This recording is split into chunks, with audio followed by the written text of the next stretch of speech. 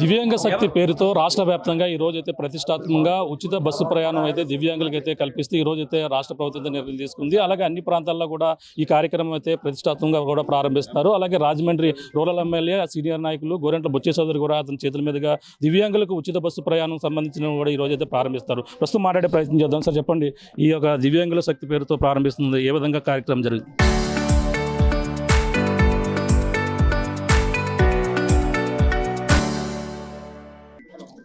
సమాజంలో దివ్యాంగులుగా పుట్టడమే నేరం కాదు.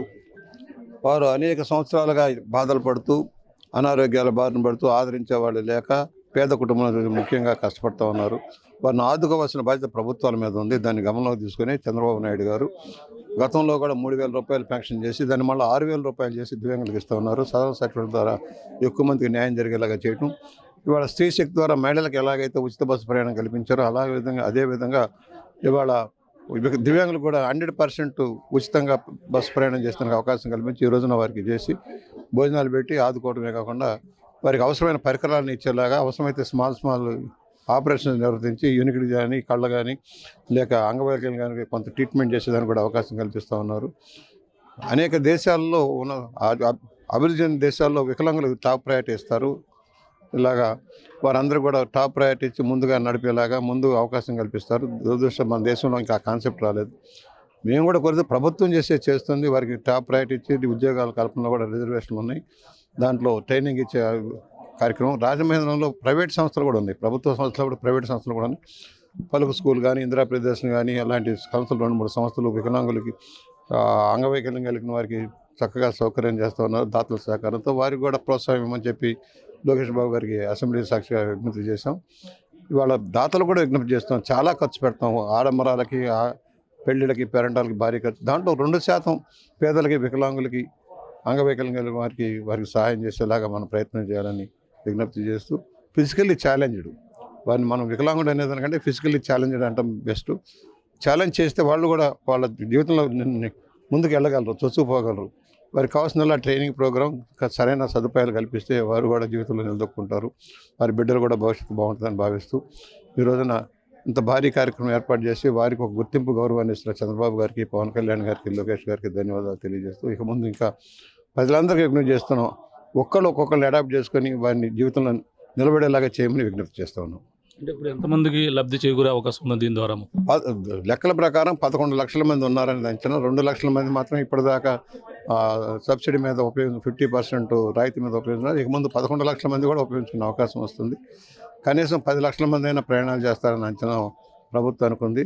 అది ఉచితం, అంతా కూడా 100% ఉచితం. ఒక నాన్ స్టాప్ బస్సులు, సూపర్ ఏసీ బస్సులు తప్పితే మిగతా అన్ని బస్సుల్లో కూడా సౌకర్యాలు ఇవ్వడం జరిగింది. వీళ్ళందరికీ కూడా రాయితీలు ఇవ్వడం జరుగుతుంది. ఇప్పుడున్న కార్డులు వాడుకుంటారు, మళ్ళీ కొత్త కార్డులు కూడా త్వరలోనే జారీ చేసి వారి అందరికీ అవకాశం కల్పిస్తారు. అంటే గత ప్రభుత్వంలో అప్పుల భారం నుంచి ఇవన్నీ కూడా ఉన్నాయని కూడా చెప్పుకొస్తున్నాం. కానీ ఇవన్నీ కూడా మించి ఇప్పుడు సంక్షేమ పథకాలు ఇస్తారు, మహిళలకు కావచ్చు, ఇప్పుడు వీళ్ళకి కావచ్చు ఇచ్చేస్తున్నారు. దీన్ని ఎలా చూడాలంటే ఏమి చేశారు అని చెప్పేవాళ్ళకి ఇది ఉదాహరణ. మరి గత ప్రభుత్వంలో ఎందుకు చేయలేదు? కనీసం క్యాలిఫర్స్ ఇవ్వాల, అంగవైకల్యం మరి కనీసం ట్రైసైకిల్ కూడా పంచాల. ఇవాళ ట్రైసైకిల్స్ ఇస్తున్నాం, ఎలక్ట్రికల్ వెహికల్స్ ఇస్తా ఉన్నాం, వారికి వినికిడి యంత్ర పరికరాలు ఇస్తున్నాం. ఒక ఆదరణ కింద పరికరాలు ఇచ్చే కార్యక్రమం, సెల్ఫ్ ఫైనాన్స్ లోన్ 4 లక్షల రూపాయల దాకా లోన్ ఇచ్చేవారు ఏదో ఒక వృత్తి చేసుకునే దానికి అవకాశం కల్పిస్తున్నాం. ఇది ప్రభుత్వ విధానం. ఇవాళ అన్ని సామాజికంలో అన్ని వర్గాలకు న్యాయం జరిగేలా ఇవాళ ముస్లింలకు కానీ, క్రిస్టియన్లకు కానీ, వారికి పాస్టర్లకి, మౌజంలకి నెల జీతాలు ఇచ్చే కార్యక్రమం కానీ వాళ్ళు 45 కోట్లు రిలీజ్ చేశారు. అట్లా ఏ నెల కానీ ఎన్ని ఇబ్బందులు ఉన్నా సరే వారికి నాయి బ్రాహ్మణులకు కానీ, మత్స్య కార్మికులకు కానీ, చేనేత కార్మికులకు సహాయం చేసే కార్యక్రమం అమలవుతూ ఉంది. విభిన్న వర్గాల వారికి విభిన్న ప్రతిభావంతులైన వీరికి సహకారం ఇద్దాం, ట్రైనింగ్ ఇద్దాం, స్కిల్ డెవలప్మెంట్లో అభివృద్ధి చేసి వారి జీవితంలో వెలిగించేలా చేయాలని చంద్రబాబు గారి ఉద్దేశం, లోకేష్ గారి ఉద్దేశం. దాన్ని సక్సెస్ చేయడంలో మేమంతా పాటుపడతాం. అంటే రాజమండ్రి రోడ్లో ఇటీవల మంచినీటి సౌకర్యం గతంలో జలజీవన మిషన్ కూడా ప్రారంభించినట్టు పరిస్థితి. మంచినీటి అంటే గోదావరి పక్కన ఉన్న సరే మంచినీటి అందని పరిస్థితులు మీరు ఏ విధంగా కృషి చేశారు? గత 14-19 మధ్య శాంక్షన్ చేయించారు జలజీవన్ మిషన్లో. కానీ గత ప్రభుత్వం వచ్చిన తర్వాత ఆపేశారు. దానివల్ల నష్టపోతున్నాం. గోదావరి పక్కన ఉండి కూడా నీరు లేని ప్రాంతాలు అనేక ఉన్నాయి. బోర్ల మీద ఆధారపడుతున్నాం. దాని మీద కృషి చేసాం. మన జలజీవన్ మిషన్ ఫేజ్ 2లో వచ్చింది.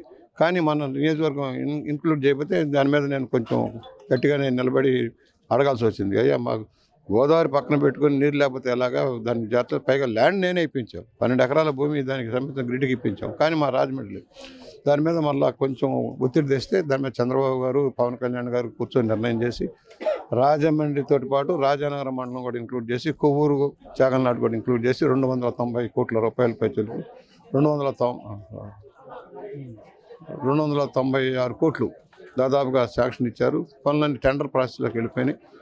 పుష్కరాల లోపల ఇది కంప్లీట్ చేయాలని లక్ష్యంగా పెట్టుకున్నాం. గ్రిడ్ కంటే ముందు మనం గ్రిడ్ అయిపోయేలాగా వర్క్ చేస్తా ఉన్నాం. సమస్య పరిష్కారం అవుతుంది శాశ్వతంగా. ఉదయం 2 గంటలు, సాయంత్రం 2 గంటలు శుద్ధి చేసిన గోదావరి నీరు ఈ ప్రాంత వాసులందరికీ అందించేదానికి అవకాశం ఉంటుంది. ఆ వైపు మేము ప్రయత్నం సక్సెస్ అయింది. అందుకు ధన్యవాదాలు కూడా చెప్పాము. పక్కన డ్రగ్స్ రహిత ఆంధ్రప్రదేశ్గా చేద్దామని కూడా ముందుకు వెళ్తున్న పరిస్థితుల నేపథ్యంలో అలాగే మీ పార్టీకి సంబంధించిన ఎంపీపై ఆరోపణలు వస్తున్నాయి. దీన్ని ఏ విధంగా చూడాలంటారు పుట్ట మహేష్ యాదవ్? నేను నిన్నే చెప్పాను, చట్టం తరఫున తాను చేసుకుపోతుంది. విచారణ ఉంది, క్లారిటీ రావాల్సిన అవసరం ఉంది. ఆయన నేను చేయలేదు అంటారు, వాళ్ళు చేశారన్నారు. ఇన్స్పెక్షన్లు ఉన్నాయి కనుక తెలంగాణ ప్రభుత్వం దాని మీద సిట్ వేసింది, విచారణ చేస్తుంది. ఆ రిజల్ట్ వచ్చేదాన్ని బట్టి ఉండదు. ఈ లోపల తెలుగుదేశం ప్రభుత్వం క్రమశిక్షణా చర్యలుగా ఆయన అన్నిటికీ దూరంగా పెట్టారు. ఏ కార్యక్రమంలో పార్టిసిపేట్ చేయడం లేదు. షోకాజ్ నోట్స్ కూడా జారీ చేసింది పార్టీ తరఫున. క్లారిటీ రాకుండా ముందుగానే దోషి అని చెప్పేదానికి అవకాశం లేదు. క్లారిటీ వచ్చాక దాని మీద ఏం చర్యలు తీసుకోవాలి చంద్రబాబు గారి నాయకత్వంలో పార్టీ తీసుకుంది. అంటే పొలిటికల్ బ్యూరో సభ్యులుగా ఉన్న ఎవరైతే ఉన్నారో మాజీ మంత్రి యనమల రామకృష్ణుడు అల్లుడికి సంబంధించిన వ్యవహారం కావడంతోనే దీని పార్టీ ఇంకా ఎటువంటి నిర్ణయం తీసుకోలేదని కూడా వైసీపీ నుంచి వస్తున్నట్టు వాదన. ఇవన్నీ కరెక్ట్ కాదండి. ఆల్రెడీ వెంటనే ప్రభుత్వం రియాక్ట్ అయింది. రాష్ట్ర అధ్యక్షులు ఆల్రెడీ చెప్పారు దాని మీద చర్యలు తీసుకోమని. మీరు దూరంగా ఉండమన్నారు, షోకాజ్ ఇచ్చారు. మీ దీని మీద సంజయ్ చెప్పమన్నారు. ఎవరైనా దాని మీద విచారణ చేయకుండా దోషిని ముద్ర వేయలేం కదా. అందువల్ల రామకృష్ణుడు గారు అల్లుడా, బుచ్చిచోర్ గారు తమ్ముడా కాదు కదా, అది అందరికీ సంబంధించింది.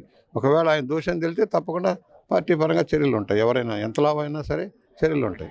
అందువల్ల వ్యక్తిగతంగా ఏమీ లేకుండా మనం ముందుగానే అపాధ వేయటం, నింద వేయటం సరైనది అని నేను అనుకుంటున్నాను.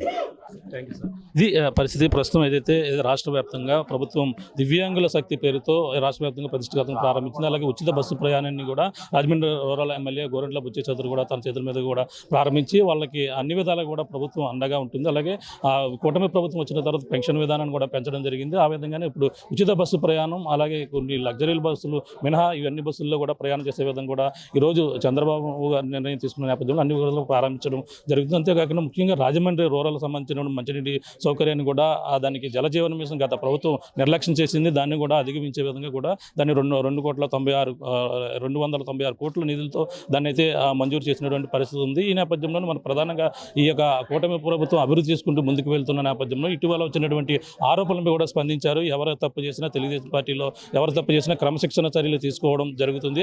ఆ విధంగానే ఇప్పుడు ఏదైతే ఏలూరు ఎంపీ సంబంధించినటువంటి దానిపై వచ్చినటువంటి డ్రగ్స్ ఆరోపణలపై ఇప్పుడు అయితే ఆ పార్టీ క్రమశిక్షణ భాగంగా పార్టీకి దూరంగా ఉన్నటువంటి సోకాస్ నోట్లు కూడా జారీ చేసింది. దీనిపై ఎవరు కూడా ముందు ఎటువంటి నిర్ణయం విచారణ జరిగిన తర్వాతే నిర్ణయం తీసుకోవాలి. దీనిపై నిర్ణయం విచారణ జరిగిన తర్వాత కూడా పూర్తిగా నిర్ణయం తీసుకుని తనపై చర్యలు తర్వాత తీసుకుంటారని కూడా చెప్పుకొస్తున్నటువంటి పరిస్థితి ప్రధానంగా ఉంది చెప్పాలి. ఇది కూడా తాజా పరిస్థితి. ప్రకాష్ టీవీ రాజమండ్రి.